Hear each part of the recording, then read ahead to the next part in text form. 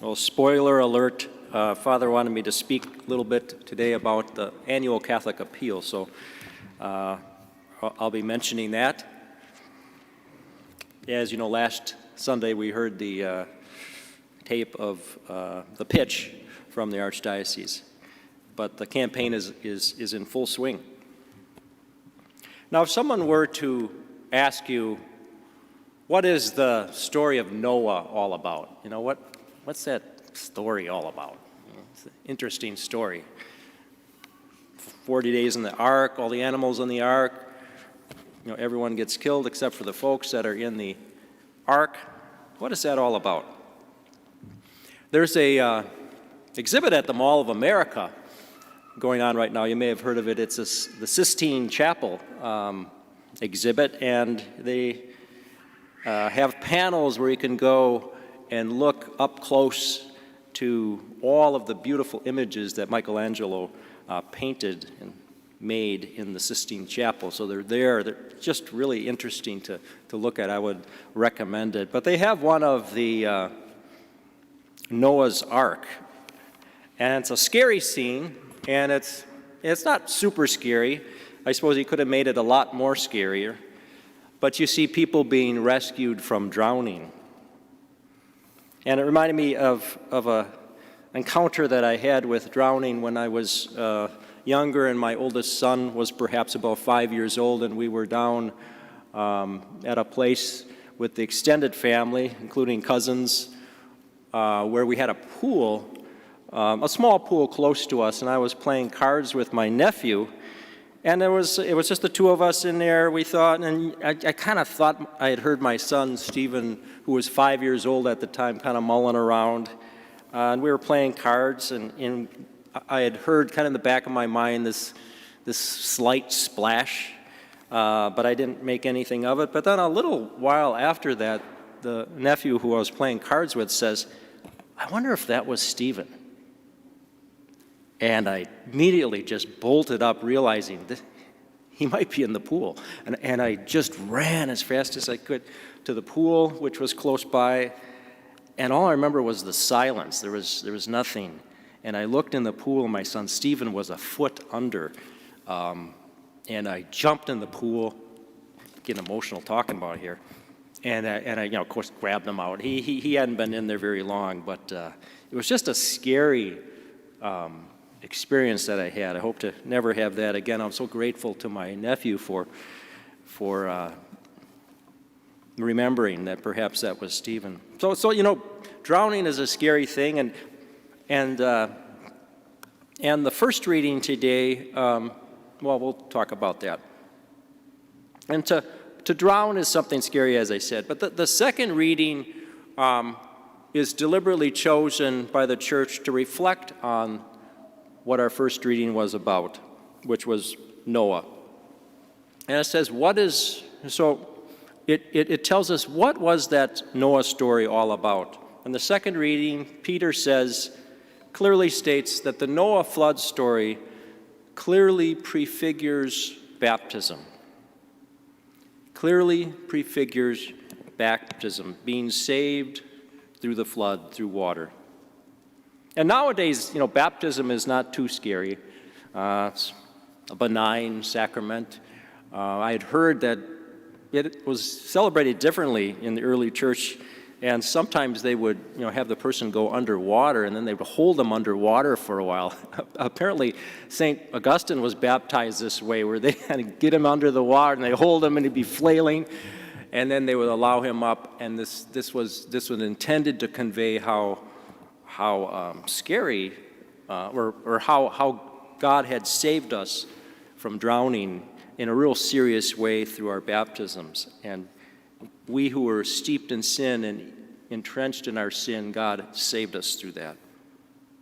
But on today's first reading, which is the story of, it's not the story of Noah, it's what the interpretation right after. It's the Church is giving us this story in the first Sunday of Lent very deliberately to contemplate, you know, not the flood story and being saved necessarily, but the beautiful rainbow given that God gave after the flood.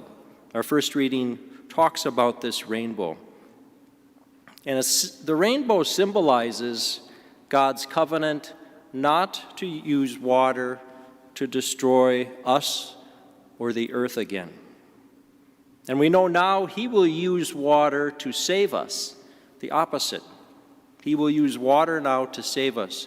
And this recalls our own baptisms, where we were saved through the cleansing waters of baptisms. And now, given this beautiful reality of God given the rainbow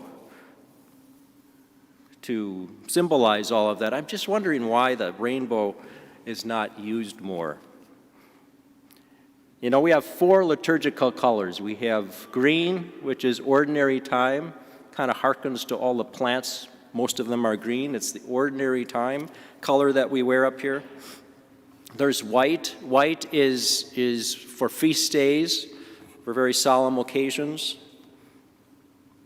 Red, as you know, is worn when there's blood involved, you know, like a martyr or the Passion of Christ. And then we have purple or violet, which we're wearing right now. It's during the season of Lent, and it's intentionally used to remind us that the Vikings perhaps may never win the Super Bowl again. Viking purple. So those are the 4 liturgical colors. Why don't we have a rainbow color? It's such a rich, beautiful image. Can you imagine Father wearing rainbow vestments? Father, or having a rainbow altar cloth, having a rainbow, perhaps, mask. But we all know the reason why. And we all know the reason why people are chuckling now is because it's been hijacked. Our beautiful rainbow has been hijacked by our culture. And the church may never have the opportunity to use it in liturgy again. Hopefully we can reclaim that. So maybe a part of my homily today would be to reclaim perhaps a little bit of that rainbow. And I'd like to reclaim it and tie it somehow to what I'm supposed to talk about today, the annual Catholic appeal. And as you know, the annual Catholic appeal is appeal in simple terms to solicit the help of the folks in the Archdiocese with the good work that's being done in the Archdiocese. But I think the rainbow image itself highlights some beautiful principles of our work within the diocese. You know, rainbows they're heralds of good news. They're heralds that God is committed to us and is not interested in leaving us to drown in our sins, but he's interested in saving us through water. And this is really the principal message that we as Christians in this local church are conveying to our folks around us. We are a team, if you will. We're Team Arch MSP or Archdiocese SPM, as they say. We're engaged in the work of God, gathered around our bishop. And I think this is important to know that, you know, yes, we're members of Transfiguration and we form sort of a team here to outreach to the East Metro, but we're also part of a bigger reality that's gathered around the bishop in service to the local church. And so rainbows will recall and remind us that, yes, God hates sin and punishes it, but God is faithful and delivers us from sin. And that we here in the Archdiocese, we follow Jesus' mission, who came not to judge or drown or condemn, but he came to save us. Another thing the rainbow reminds us of is that the rainbow gets its light from the sun. And we all know that God is the sun, an image of the sun.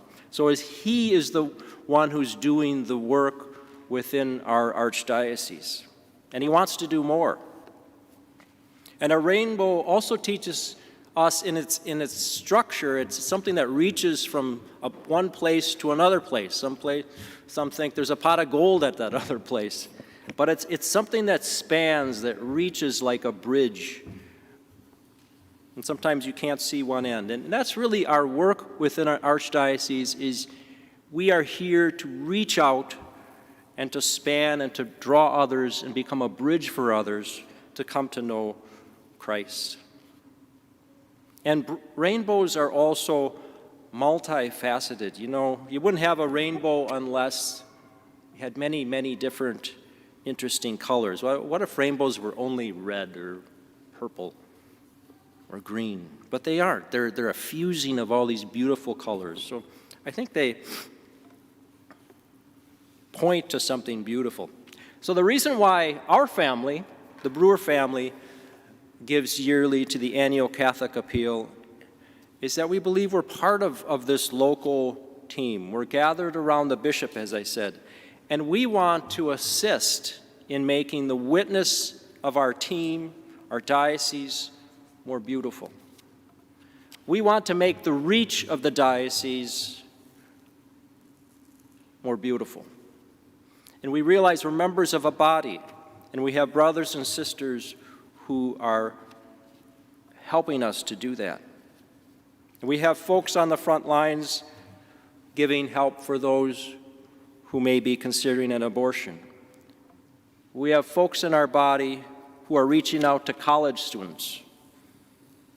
We have people on the front lines who are reaching out to those on the streets, not just to those who come and perhaps we have to roll down our window and give them a few bucks, to those who are day after day coming to homeless shelters or day after day experiencing difficulties in mental health.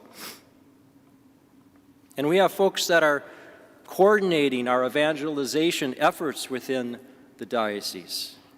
And we have folks that are coordinating our outreach to young married couples and to those preparing for marriage. I think of Bill Dill in the Office of Marriage and Family Life. And there's the seminarians who need our help, and the seminary. I'm sure Deacon has been the wonderful recipient of some excellent teachers and a wonderful seminary that has allowed him to pursue his dream. And we have help. The Catholic Appeal also provides those in frontline positions to prisoners, providing folks to help them, providing clergy to assist folks who perhaps are dying of COVID all alone in a hospital. The annual Catholic Appeal also assists just the amazing amount of Latinos that are coming into our local church and how to welcome them and how to effectively and intelligently integrate them into our local body here. So this yearly annual Catholic Appeal, I think, reminds me, and I hope it reminds you, that we are all members of a local body, members of a rainbow of service and outreach to our local area. We can't do it all ourselves, and it's beautiful when we can assist our brothers and sisters to help others. And God has promised to use water not to drown us, but to cleanse us in baptism, and then to send us out in service to others, forming bridges to bring others back to Him. And this service is always practical. Father keeps mentioning this. Service is practical, it's tangible. And so our Lenten almsgiving that God asks us to do is practical, it's tangible. And you perhaps have outlets that you give your alms to. I would ask you to consider the annual Catholic Appeal. We have such wonderful folks here, are so generous in all the different asks that we make from this pulpit and when the bishop asks. Just ask you to consider the annual Catholic Appeal this year.